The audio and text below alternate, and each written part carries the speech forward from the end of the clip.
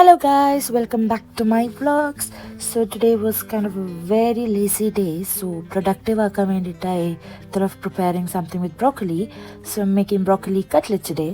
So cooking വ്ളോഗായിട്ടൊന്നും ചെയ്യാനൊന്നും അറിയില്ല, so it's just a trial for me. ഞാൻ ആദ്യത്തെ ബേസിക് സാധനങ്ങളാണ് ഈ ചെയ്യുന്നത് കാണുന്നത്. ഇപ്പം കണ്ടപ്പോൾ തന്നെ മനസ്സിലായല്ലോ, കട്ട്ലറ്റിന് ആദ്യം വേണ്ട സാധനങ്ങൾ നമുക്ക് ഡിപ്പ് ചെയ്തെടുക്കാനുള്ള എഗ്ഗും പിന്നെ ഞാൻ ബ്രെഡ് ക്രംസുമാണ് ചെയ്തത്. സോ ഞാൻ ബ്രോക്കലി നല്ല പോലെ ബോയിൽ ചെയ്ത് നന്നായിട്ട് വെന്തെടുക്കുന്ന വരെയും ആക്കിയെടുത്തു. അതിനെ ഡ്രെയിൻ ചെയ്തു. ബ്രോക്കലി എപ്പോഴും നമ്മൾ ഉപ്പിട്ട് വേവിക്കുകയാണെങ്കിൽ അതിനകത്തുള്ള കുറേ അണുക്കളൊക്കെ ഉണ്ടാവും, ജേംസ്, ബാക്ടീരിയ പോലത്തെ സാധനങ്ങളൊക്കെ ഉണ്ടാവും. സോ അതൊക്കെ വേഗം പോയി കിട്ടും. അപ്പോൾ ഞാൻ അതിന് ശേഷം ഞാൻ വിചാരിച്ചു ബ്രോക്കലി നല്ല തിൻ ചോപ്പായിട്ട് അരിഞ്ഞ് എടുക്കാമെന്ന് വിചാരിച്ചു. അതങ്ങനെ ചെയ്ത് കഴിഞ്ഞാൽ നമുക്ക് കടിക്കാനായിട്ടുള്ള കഷ്ണങ്ങൾ കിട്ടത്തില്ല, കട്ട്ലറ്റിൽ സ്മൂത്ത് പേസ്റ്റായിട്ട് കിട്ടും. ബാക്കിയുള്ള ഇൻഗ്രീഡിയൻസ് കാണുമ്പോൾ നമുക്ക് മനസ്സിലാകും എങ്ങനെയാണ് ഇതുണ്ടാക്കുന്നത്. വെരി സിമ്പിൾ റെസിപ്പിയാണ്, ആക്ച്വലി ഇത് വേഗം ഉണ്ടാക്കാവുന്നതാണ്. But since I'm taking video, it was a slow process for me today, but it was a enjoyable thing that I can do in a day while cooking. It's therapy for me. So ഞാൻ cook ചെയ്യുന്ന സമയത്ത് ആലോചിക്കും, it increases my patience, my well-being, mental well-being. So yeah, this is what I was saying. നമ്മൾ broccoli അരിഞ്ഞ് നല്ല ചോപ്പായിട്ട് നല്ല paste വരുവാക്കി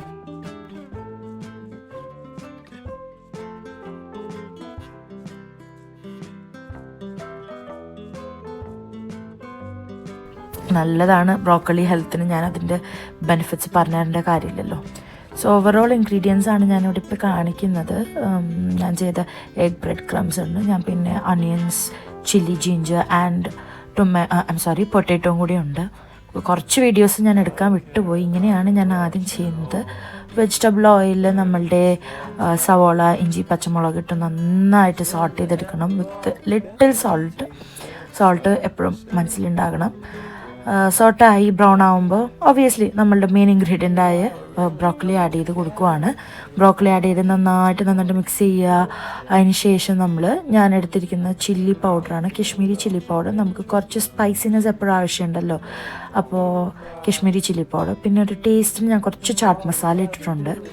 നമുക്ക് ആവശ്യമുള്ള പോലെ ഇടാം. ചില്ലി യൂസ് ചെയ്യുന്നതുകൊണ്ട് എരിവ് ഉണ്ടാക്കും. അപ്പോൾ കുട്ടികൾക്കൊക്കെ ഉണ്ടാക്കുവാണെങ്കിലൊക്കെ നമുക്ക് ചില്ലി എരിവനുസരിച്ച് അങ്ങനെ മാറ്റാം. വേണമെങ്കിൽ പെപ്പർ പൗഡർ ഇടാം, അങ്ങനെ. അതിനുശേഷം ഞാൻ പൊട്ടാറ്റോ സ്മാഷ് ചെയ്ത് വെച്ചേക്കുന്നത് ഇട്ട് നല്ല പോലെ മിക്സ് ചെയ്യണം. Mixing is really important for A cutlet. അതിൽ ബിഗ് പീസസ് ഒന്നും പാടില്ല, നമുക്ക് ക്രഞ്ചിനെസ് പുറത്തേ പാടില്ല. അകത്ത് നല്ല സ്മൂത്ത് പേസ്റ്റ് ആണെങ്കിൽ കുക്കായി കിട്ടാനും എളുപ്പമായിരിക്കും. അപ്പോൾ ഞാൻ നല്ലപോലെ മിക്സ് ചെയ്യുന്നുണ്ട്.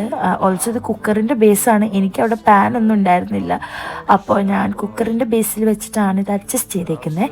നന്നായിട്ട് മിക്സ് ചെയ്തതിന് ശേഷം കുറച്ച് ക്രിസ്പിനെസ്സിന് വേണ്ടിയിട്ട് ഞാൻ ഇതിൻ്റെ കൂടെ തന്നെ ആയിട്ട് ബ്രെഡ് ക്രംസ് ആഡ് ചെയ്ത് കൊടുക്കുന്നുണ്ട്. ബ്രെഡ് ക്രംസ് ആഡ് ചെയ്യുമ്പോൾ നമുക്ക് പ്ലെയിൻ ഫ്ലേവറിൽ നിന്ന് മാറിയിട്ട് കുറച്ച് ബ്രെഡ് ക്രംസിൻ്റെതായ ക്രിസ്പി ഫീൽ കിട്ടാൻ വേണ്ടിയിട്ട് ഈ മിക്സ്ചറിൻ്റെ കൂടെ ഇത് ആഡ് ചെയ്യുന്നത് നല്ല. പിന്നെ ഞാൻ ആലോചിച്ചപ്പോഴാണ് എരിവ് വേണം കുറച്ചുകൂടെ. അപ്പോൾ ഞാൻ കുറച്ച് ഗ്രൗണ്ട് ബ്ലാക്ക് പെപ്പർ പൗഡർ, ഇതിവിടെ ടെസ്കോയിൽ നിന്ന് കിട്ടുന്നതാണ്. നല്ല എരിവ് വേണമെങ്കിൽ ആക്ച്വലായിട്ടുള്ള കുരുമുളക് പൊടിച്ചിട്ടിടുവാണെങ്കിൽ വളരെ നല്ലതാണ്. അങ്ങനെ ചെയ്യാം. ഇവിടുത്തെ കുരുമുളകിനൊന്നും അത്രയ്ക്ക് എരിവില്ല, അതുകൊണ്ട് ഞാൻ ഈ മുളക് പൊടിയും ചില്ലി പൗഡറും എല്ലാം പെപ്പർ പൗഡറൊക്കെ ഇട്ടത്. ഇനി ഞാനിതിനെ പേസ്റ്റാക്കി നമ്മളുടെ മെയിൻ പരിപാടി. അതിൻ്റെ ഇടയിൽ ഞാനൊന്ന് ചൂടാറാൻ വെച്ചായിരുന്നു കേട്ടോ. ഇപ്പോഴും ചെറിയ പുകയൊക്കെ ഉണ്ട്, ചൂടിലാണ് ഞാൻ ചെയ്യുന്നത്, പക്ഷെ മാനേജ് ചെയ്യുന്നുണ്ട്. റൗണ്ട് ഷേപ്പിലാക്കാം, സ്ക്വയറിലാക്കാം, ഹാർട്ടിലാക്കാം, അല്ലെങ്കിൽ സ്ക്വയർ, ഏത് ഷേപ്പ് വേണമെങ്കിലും ചെയ്തെടുക്കാവുന്നതാണ്. ഞാനിപ്പോൾ എളുപ്പം ചെയ്യാൻ വേണ്ടിയിട്ട് സർക്കിൾ ഷേപ്പിൽ ഇങ്ങനെ മാവ് കുഴച്ച് സർക്കിളാക്കി വെച്ചേക്കുവാണെങ്കിൽ ആവശ്യമുള്ള മാത്രമേ ഞാൻ എടുക്കുന്നുള്ളൂ.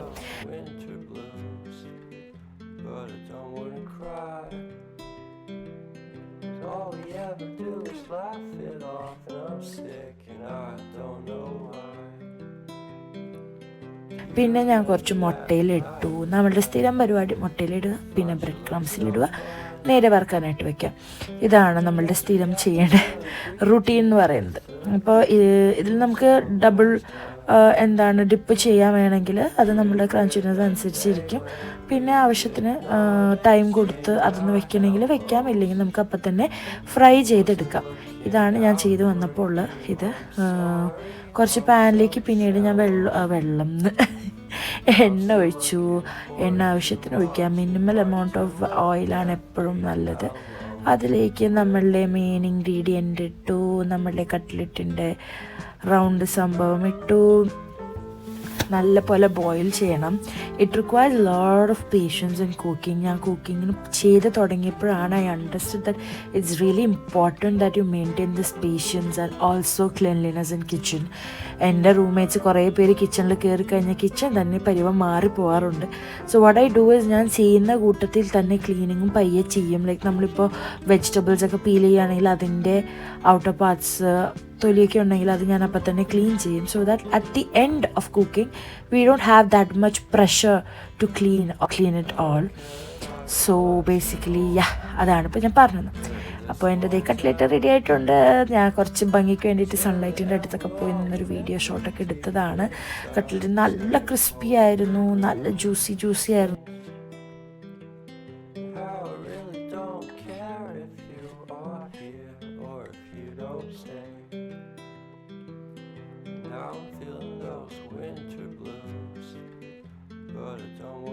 മാരിനേഷൻ ഒന്നും ഇല്ലാണ്ട് നമുക്കിങ്ങനെ എളുപ്പം ഉണ്ടാക്കാൻ പറ്റിയൊരു കട്ട്ലറ്റാണ്.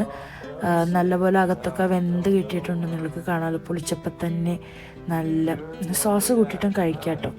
അപ്പോൾ ട്രൈ ചെയ്ത് നോക്കിയിട്ട് let me know. Bye by.